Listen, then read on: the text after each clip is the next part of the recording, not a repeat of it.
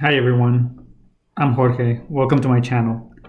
I have been talking to my friends and family about investing, and I thought it would be a good idea to make a YouTube channel to share my experience.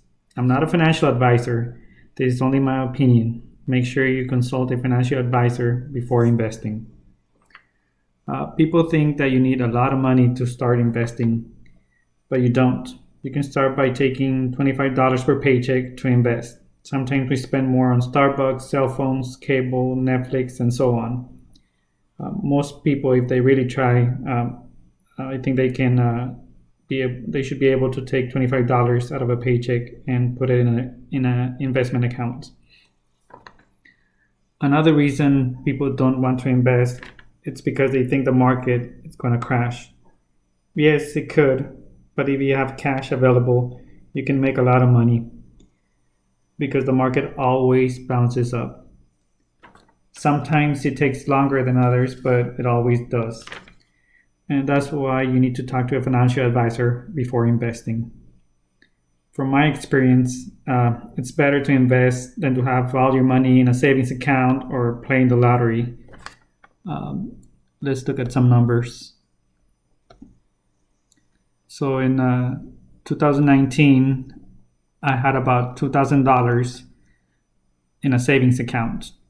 It earned 0.01% for a total of 30 cents for the whole year. That's next to nothing. In 2020, we play a lottery at work, and it's about $32 a month per person. So that's about 7 people playing the lottery. So a month altogether, we spend about $224. So in a year, it's about $2,000 to $2,600 that we spend on lottery tickets. I guess that last year we won maybe $20 altogether, but we never really cashed out. We just always played the next drawing. So we didn't really take any profits out. So I was looking at a retirement calculator, and I found out that if when you were born, your parents put about $2,000 in a retirement account and just let it grow, by the time you turn 65, you would have around $162,000. That's not too bad because you didn't add anything else to it. Now, if you started with 2,000 and then $1,000 was added every year until you turn 65, you would have a little bit over $1 million. That's a pretty good investment. So, a couple of tips before investing. If you have a 401k at work, always contribute to it. They usually match it, and you contribute. They usually match your contributions. So you should take advantage of that. Also, always have emergency funds in your checking or savings account. And also always start with a small amount of money, something you would be okay losing. You never know. Most of the time you should be able to make some kind of money, but if you lose, you won't be too upset. Again, I'm not a financial advisor. This is only my opinion based on my experience. And this is how I kind of did it myself. Okay, so you're ready to start trading stocks, right? So what do you do? Where do you go? Well, you need a brokerage account. And there's 2 new ones, Robinhood and Webull. Before, when I traded in 2008, 2009, you had to pay $7 per transaction. So every time you bought a stock and every time you sold a stock, you have to pay $7.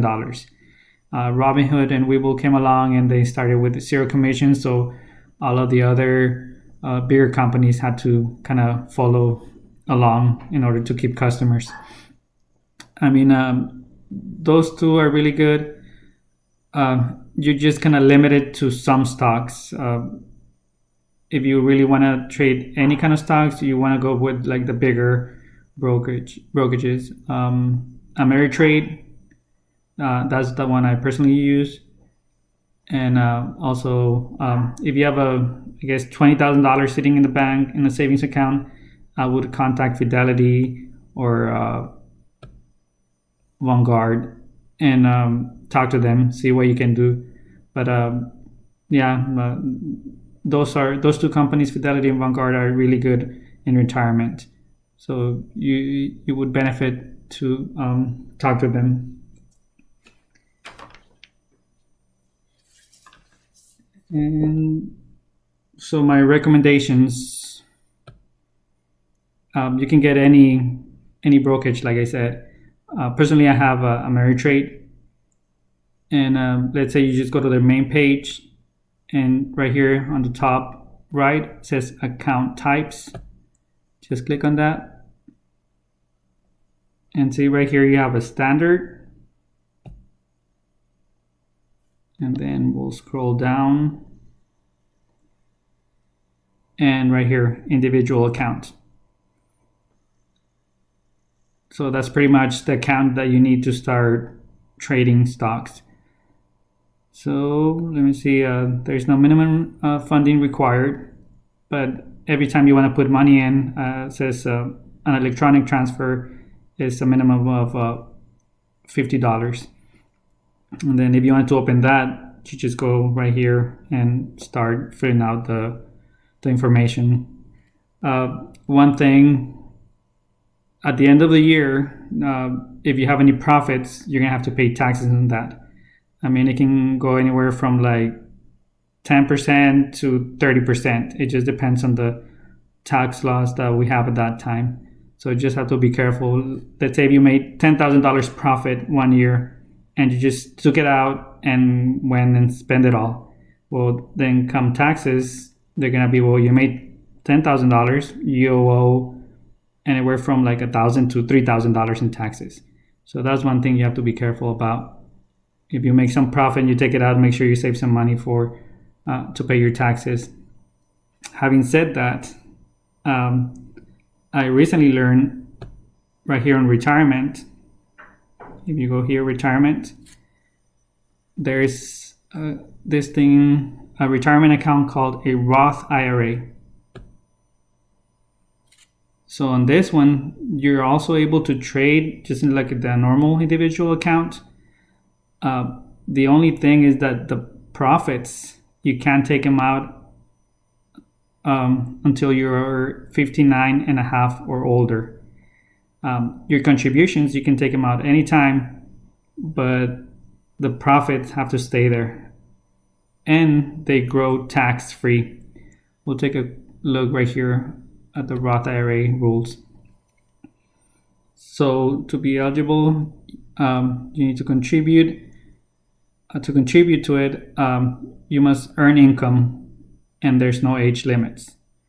So, but there's a income limit.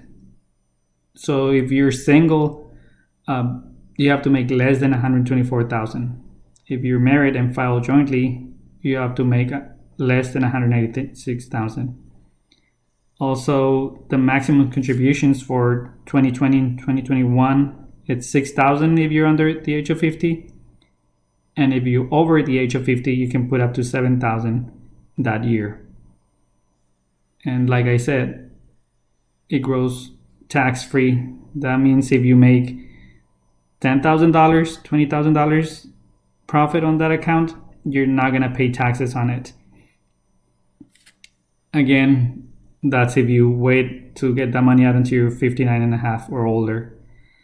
If you have an emergency, you can always withdraw them, earnings and contributions, but you're gonna pay taxes on everything, on your profits, and you're gonna have to pay a 10% penalty for taking that money out soon. But I think it's worth looking into. So also, if you make more than the income limit, I would really suggest talking to a financial advisor. There's ways around it that they can get you into Roth IRA. I mean, if you have money sitting in the bank, this right here, the Roth IRA, it's really good to grow your money without paying taxes. All right, so you open your account, right? You either did an individual account. Account types. So you went to standard and did an individual account, or you went to a retirement and opened a Roth IRA.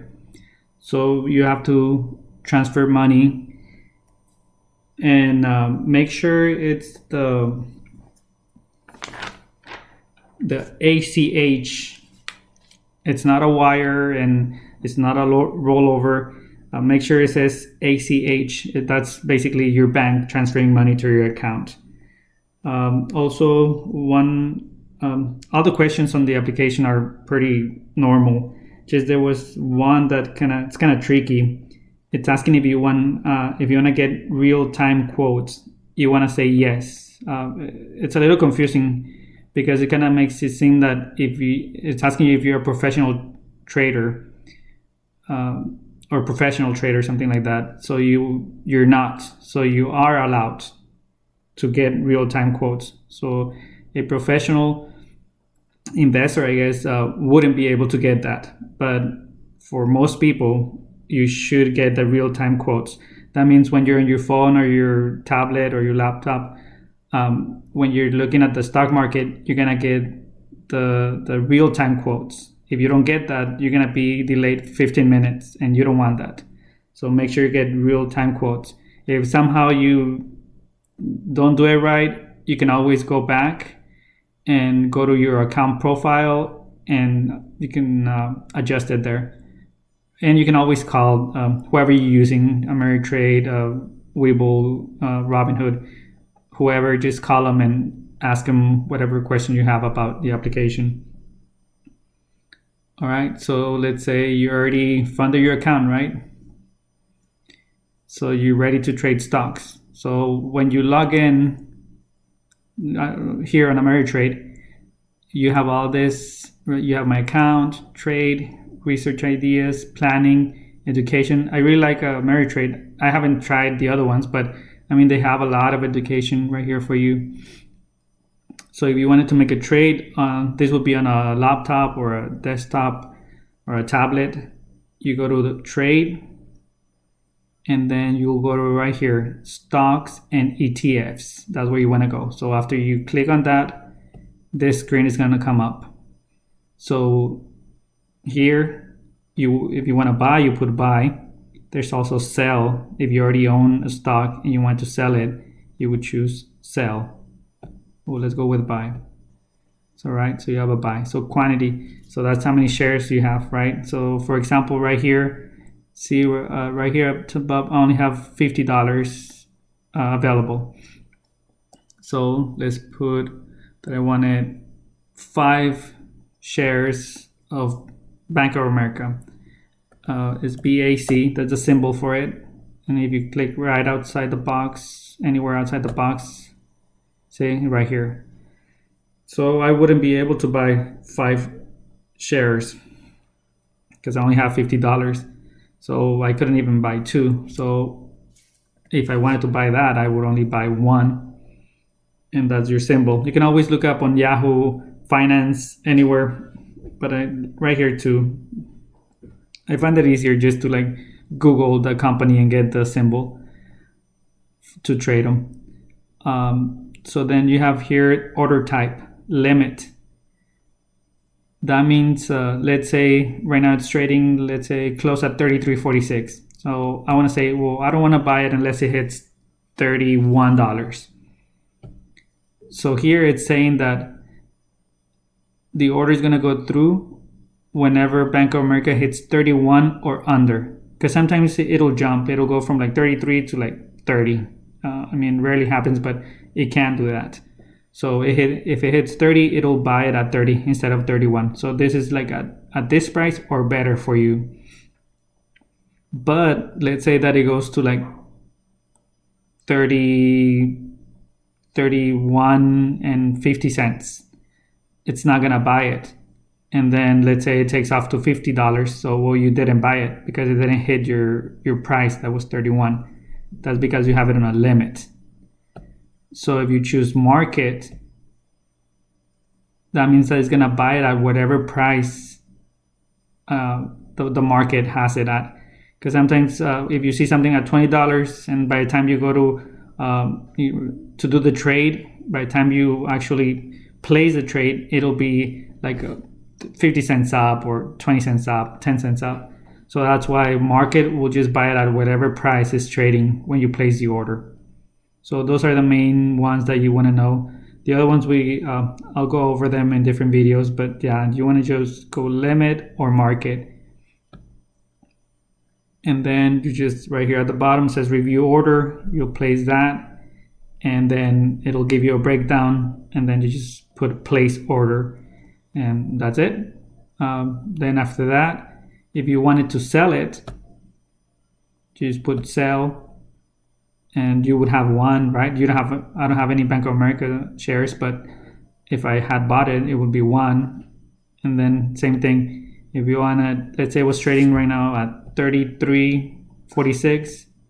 If I put limit, and let's say I don't want to sell it until it hits 35. So this order wouldn't go through unless Bank of America hit 35. So if it hits 34.99, it wouldn't sell. It has to hit 35 or higher. That's because you're selling. That's better for you if it's higher.